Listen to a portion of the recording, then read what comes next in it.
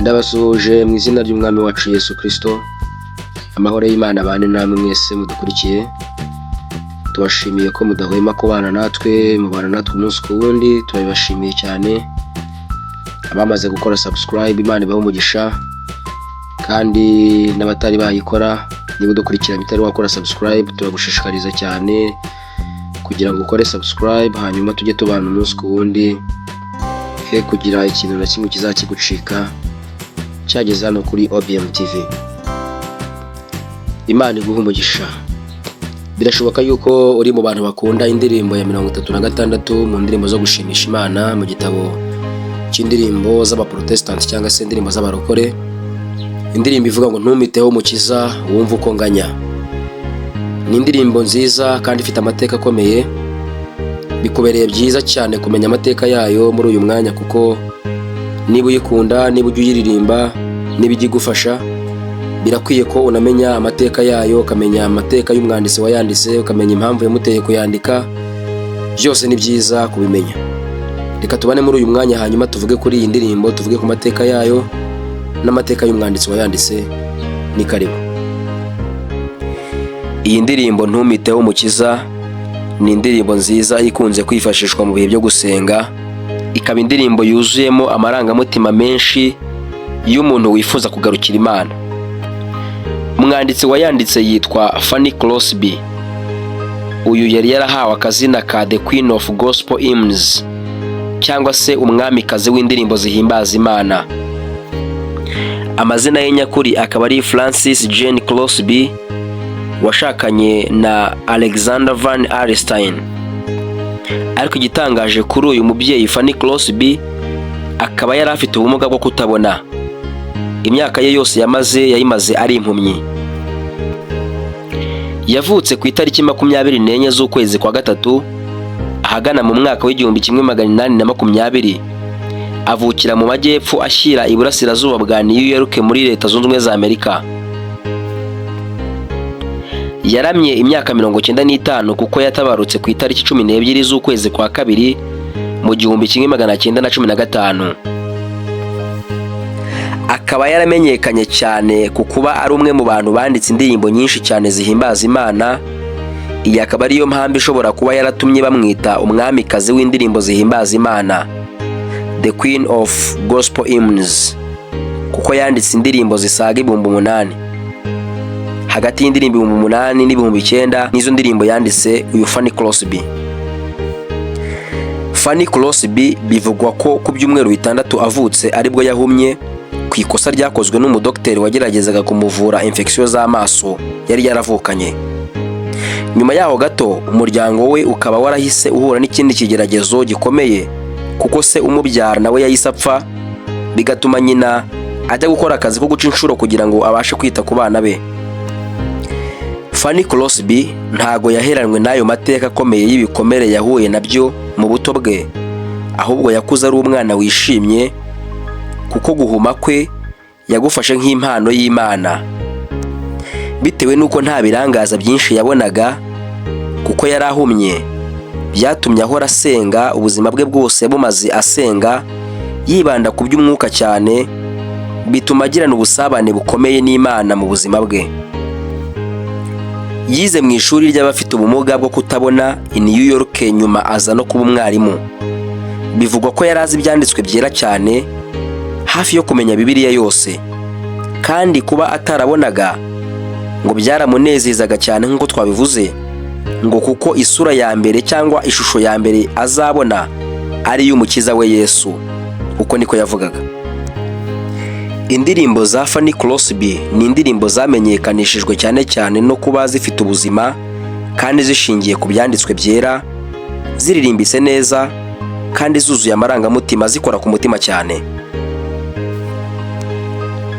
Yabaye ikirangirire cyane, kandi uretse kuba ikirangirire yabayeho aciye bugufi, kandi ubutunzi bwe ahanini yabukoreshaga afasha abatishoboye.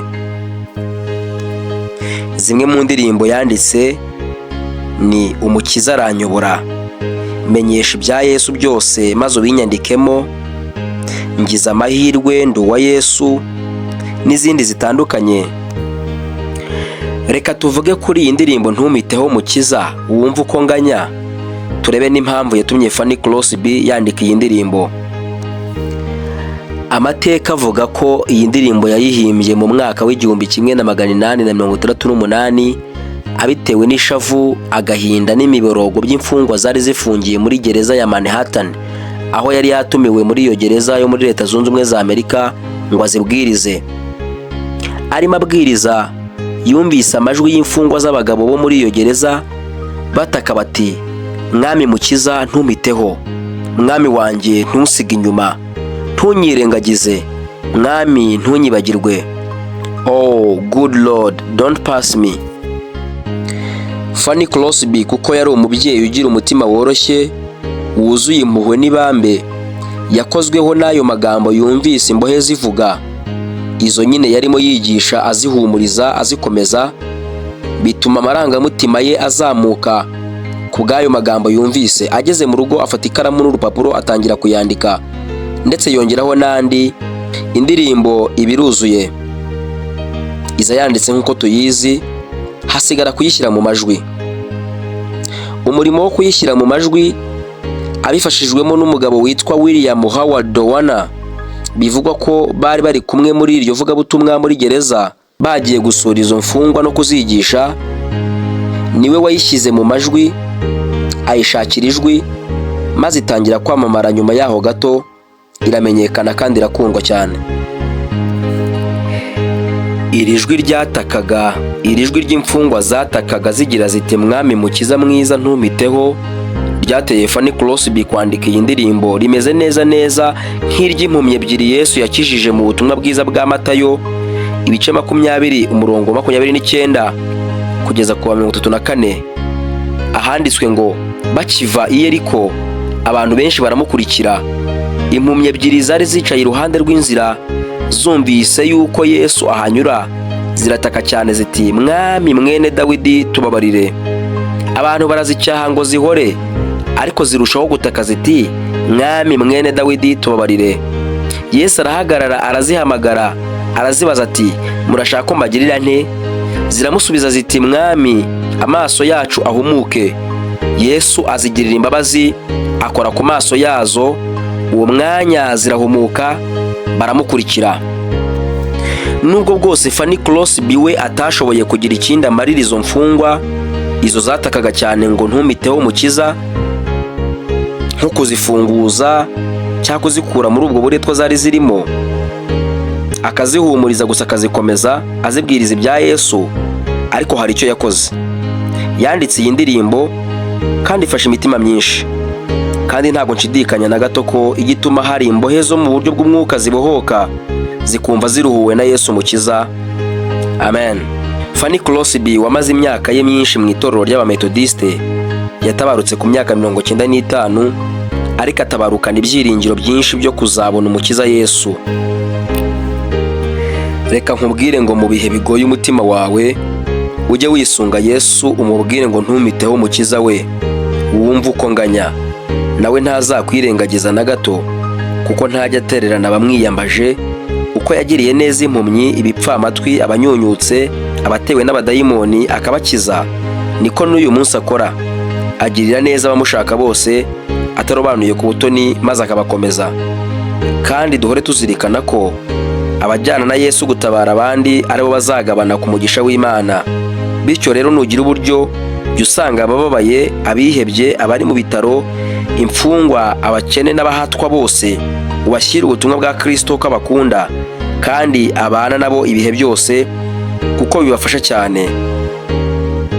Ngayo amateka y'indirimbo ya 36 mu ndirimbo z'Abaprotestanti, ndetse n'amateka y'umwanditsi wayo Fanny Crosby.